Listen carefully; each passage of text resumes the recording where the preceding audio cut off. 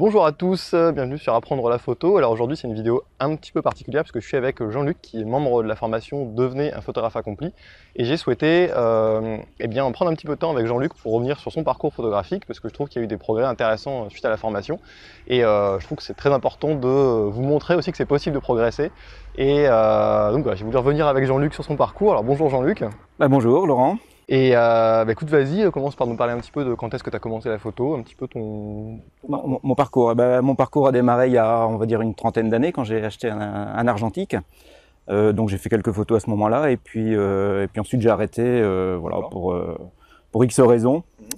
C'est vrai que je me suis pas trop attardé sur la photo pendant un bon moment. Et puis suite à un voyage où j'ai vu des photos d'amis qui avaient fait des super photos avec leur réflexe, j'ai franchi le pas il y a à peu près 2 ans. Moi j'avais toujours mon petit appareil que je trouvais pratique parce qu'en fait c'est vrai qu'en voyage on est tranquille avec un petit basique quoi. Donc voilà un petit peu. Donc j'ai franchi le pas il y a 2 ans, j'ai acheté mon réflexe. Et puis j'ai fait des photos que je trouvais sympas. J'étais bien content jusqu'au jour où je suis tombé sur ton blog. D'accord. Voilà, alors je suis pas tombé comme ça par hasard, je suis tombé là-dessus parce que j'avais fait des photos à je sais plus comment ça s'appelle, la fête qu'il y a eu à Lille la nuit là, il y a eu la grande parade, la parade de Lille 3000. Donc je suis allé avec mon appareil à l'époque à cette parade. Je fais des photos, puis quand je suis rentré à la maison, j'ai vu que tout était à foutre à la poubelle. D'accord. Voilà, parce que mauvais réglage, pour un. Ouais, je pense qu'on a tous une expérience comme ça, voilà, de retour et où on se dit pourquoi il y a rien qui est bon et là on cherche à comprendre. Voilà, donc très très mauvais résultat. Et puis en cliquant, je me suis dit tiens, je vais regarder un petit peu s'il y a d'autres photos qui ont été faites à ce moment-là, et je suis tombé sur des photos que j'ai trouvées géniales de cette parade, et notamment des photos je crois qu'il y avait Casatsu. Et puis j'ai cliqué, j'ai vu que c'était des photos d'un certain Laurent Breillat. D'accord. Voilà, c'est comme ça que je suis arrivé là-dessus. Et puis je suis tombé sur le blog, et puis voilà, ça s'est un petit peu enchaîné suite à ça. Ça c'était le déclenchement en fait. Voilà. D'accord. C'est ce qui m'a fait connaître Laurent. Et alors, qu'est-ce qui t'a décidé à t'inscrire à la formation? Parce que tu lisais déjà le blog, qu'est-ce qui t'a décidé à aller peut-être un peu plus loin écoute, je t'avoue que j'ai hésité. D'accord. J'ai hésité parce qu'à l'époque, j'avais vu dans ton blog qu'on pouvait s'équiper avec un 50 mm, 1,8, ça pouvait améliorer beaucoup. Et puis j'avais décidé d'acheter cet objectif au moment où tu as lancé ton... Voilà. Donc j'ai eu un moment d'hésitation et puis je me suis dit tout compte fait, ça sert à rien d'avoir un bon objectif si on n'a pas derrière le support adéquat. Donc j'ai pris le problème dans l'autre sens. Je me suis dit je vais d'abord faire la formation et j'achèterai le matériel par la suite. D'accord. Je pense que c'est d'une manière générale une bonne décision de plutôt se former que d'acheter du matériel parce que malgré tout, le matériel ne fait pas tout, et si on ne sait pas l'utiliser, c'est parfois un peu dommage. Je vois souvent des gens qui débutent la photo complètement avec du matériel très très cher. Alors, si vous avez les moyens, pourquoi pas, mais dans ce cas-là, n'hésitez pas non plus à prendre une formation en plus parce que avoir du bon matériel dans les mains, c'est bien. Ça va vous permettre de faire des photos dans des conditions parfois difficiles, mais en même temps, il faut quand même savoir comment le maîtriser à un moment. Donc, tu as pris la décision de t'inscrire à la formation. Voilà. Et alors maintenant, donc tu t'es inscrit à la session la dernière session, la deuxième session de la formation en décembre 2012. Ouais. Donc là, tu n'as pas encore fini la formation, hein, on est dans le module 5 actuellement. Oui, j'ai un peu de retard. Je t'avoue. Tu as en plus un petit peu de retard, donc qu'est-ce que tu as vu comme progrès depuis? Qu'est-ce que ça t'a apporté? Qu'est-ce qui t'a plu dans la formation? En fait, il y a plein de choses à dire. Ce qui m'a plu dans la formation déjà, c'est tout le côté pédagogique qu'il y a dans cette formation. Franchement, c'est accessible et pourtant c'est quand même très technique. Donc ça c'est vraiment pas mal parce que ça aborde de façon simple tous les problèmes et ça va vraiment assez, je trouve assez loin. J'avais fait de l'argentique avant, donc j'avais quand même quelques notions, les ASA, les ISO, etc. Tout ça c'était. La correspondance, mais voilà, ça reste. Non, mais il y avait quand même des acquis, donc tout compte fait, je m'étais dit est-ce que ça vaut vraiment le coup? Franchement, il y a pas à se poser la question. Ça fait plaisir de l'entendre parce qu'effectivement, j'ai souvent cette question de. Alors au tout début de la formation, dans le module 1, je reprends les bases parce que j'ai vraiment envie que tout le monde parte sur des bases saines et communes et que je sais que certains pensent les maîtriser et les maîtrisent pas forcément. Du coup, pour moi, c'est important aussi que la formation puisse être prise dans son ensemble et qu'elle suffise même si vous débutez totalement. C'est pour ça que j'ai vraiment tenu à faire ça et certaines personnes me disent oui, mais je les connais déjà, est-ce que c'est pas un peu inutile, etc. Et je suis content d'entendre que tu as trouvé ça utile et que tu as apprécié ce côté-là. Exactement. Disons qu'on a l'impression de connaître en fait, parce qu'il y a tellement de choses qu'on connaît les bases, on peut connaître les basiques.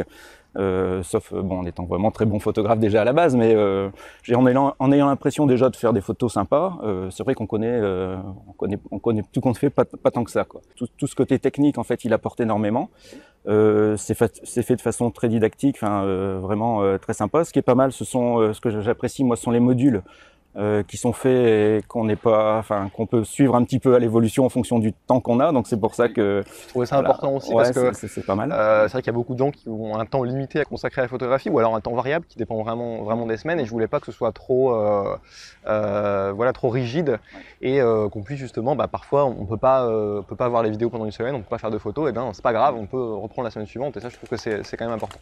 Alors est-ce que le côté on va dire progressif, parce que j'ai vraiment voulu mettre dans la formation cette espèce de progression vraiment de la base jusqu'à des choses plus avancées, une structure, pour moi c'est assez important qu'il y ait une structure d'apprentissage. Est-ce que ça t'a paru une vraie valeur ajoutée par rapport au fait d'aller chercher l'information soi-même sur un blog, que ce soit le mien ou d'autres? Est-ce que c'est quelque chose qui t'a aidé et qui t'a… Écoute, oui, franchement oui. Le cas se présente là actuellement. Si on peut parler concret. Mais vas-y, sans prie, c'est toujours intéressant. Donc concrètement, je crois qu'en théorie, on doit être au module 20 ou quelque chose comme ça. Enfin, je sais plus. La vidéo 22 actuellement, je pense. Ouais, vidéo, voilà, je dis module, c'est vidéo. Moi, je suis bloqué pour le moment à la 13 ou 14. D'accord, mais voilà. Par contre, je suis allé aux États-Unis, à New York, il y a une quinzaine de jours. Donc j'en reviens et j'ai voulu faire un post-traitement correct de mes photos. J'ai vu que les modules 16 et 17, si je dis pas de bêtises, c'était sur le développement RAW. C'était exactement. Donc je suis passé du 13 au 16 et 17 pour faire le développement. Et voilà, donc ce point de vue-là, il est vraiment sympa parce qu'on peut un petit peu, quand il y a besoin, aller piocher un petit peu dans d'autres. S'il y a besoin. Alors je conseille plutôt de suivre la formation vidéo par vidéo. Enfin, donc j'ai vu quelques-unes des photos de New York qui sont les dernières en fait sur ton Flickr. Et il y a notamment la photo que tu m'avais envoyée en photo après, quand j'ai demandé un petit peu est-ce qu'il y a des gens qui seraient intéressés pour faire des études de cas. Photo prise à New York où il y a une vraie, on sent qu'en termes de composition, t'as vraiment cherché à utiliser les lignes, etc. Et on a quelque chose d'intéressant. Et il y a plusieurs autres photos de New York ou des photos. Alors je sais que tu as l'air de bien aimer les lignes. Je retrouve beaucoup ça dans tes images. Il y a beaucoup d'utilisation des lignes et c'est sympa parce qu'on voit que tu as quand même compris que tu essaies de faire des choses avec et que tu vas au-delà de ce qu'on apprend dans la formation. C'est-à-dire qu'il y a des bases, mais après c'est toujours un petit peu selon les goûts du photographe. On va tous faire des choses un petit peu différentes. Et souvent, tu as une vraie utilisation de la symétrie, du mobilier urbain, etc. Et je sens que c'est un truc qui t'attire. En tout cas, c'est bien utilisé. On sent que ta composition, elle est précise, quoi. On sent que tu essaies de la préciser un petit peu. Et on sent aussi que techniquement, t'as pas de problème particulier à maîtriser les réglages, etc. Et que tu sais à peu près comment obtenir ce que tu veux. Donc voilà, moi je trouve qu'il y a une vraie progression. Évidemment, c'est pas fini, mais fort heureusement, on n'a jamais fini de progresser. Mais je suis content de voir que la formation t'aide. Donc voilà, écoute, est-ce que tu as peut-être un truc à rajouter sur la formation? À rajouter, oui. Il y a un truc que tu aimes beaucoup. Il y a autre chose, un truc à mon avis que je trouve important, c'est que la formation, en fait, elle m'a permis d'avoir un réglage beaucoup plus rapide en fait de mon appareil. D'accord. Donc c'est vrai que comme j'aime particulièrement les photos de rue et voilà des prises où il faut vraiment déclencher rapidement, c'est important. On n'a pas trop le temps de poser. C'est vrai que là, ça m'a apporté un plus phénoménal, je trouve, parce que le réglage il est fait hyper rapidement, quoi, et on peut déclencher très très vite. Donc c'est important, c'est une des choses que j'essaie d'apporter dans le module 3 quand on a bien compris les bases et les fonctions un petit peu avancées de l'appareil, c'est d'être réactif sur le terrain. Et c'est une demande que j'avais beaucoup avant de concevoir le programme de la formation. On m'a beaucoup dit, mais j'ai des problèmes à être réactif, etc. Et c'est un truc que je voulais vraiment résoudre. Donc je suis content que tu. Ça, je pense que c'est le point le plus. Moi, c'est le point que je mettrais en premier, c'est la rapidité je pense que chacun du réglage, trouve ce qui l'intéresse le plus dans la formation. C'est intéressant que ce soit vraiment cette partie-là. Et ça me fait plaisir que ça t'ait fait progresser là-dessus. Écoute, merci Jean-Luc pour ton témoignage, ton retour sur la formation. Moi, ça me fait vraiment plaisir de voir des élèves progresser. C'est vraiment ça qui me pousse à continuer aussi. C'est toujours valorisant. Donc, merci pour ta présence aujourd'hui. Et puis, à bientôt sur le blog.